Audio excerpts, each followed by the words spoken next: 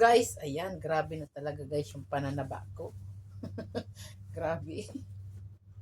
Ang lalaki na ng braso ko, oh. Grabe, oh. Ang lalaki na ng braso, oh.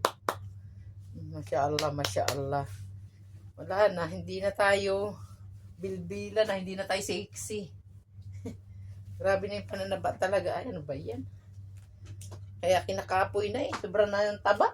Nag-over-over na sa kilo. Ba yan? Kahit problemado tayo guys.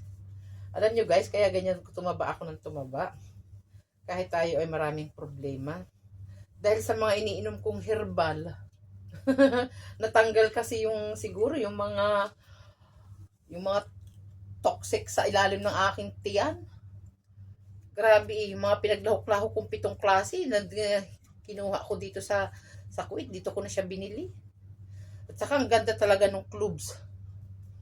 Guys, yung cloves, yun ang nakakapagpaganda ng blood sugar natin, yung nakalabel talaga yung sugar. Hindi siya tumataas, hindi siya bumababa, label lang talaga. Yung mga nilahok-lahok ko, 7 klase yun guys.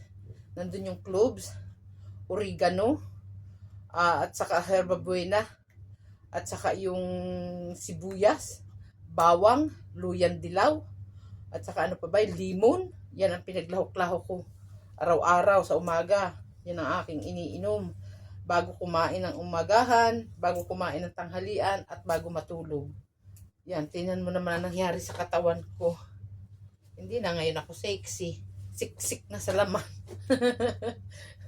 Thank you for watching guys. Yan ang aking tips sa aking kahiltihan. Masya Allah. Tayo pati naman buhok ko. Oh. Bagong hina na naman siya guys. Eh. Kaya talagang healthy siya. Kahapon ko siya hinina guys. Ipinakita ko rin sa video kung paano ako naghinna. Thank you for watching. Wala na naman panlalag lang aking mga buhok. Thank you everyone.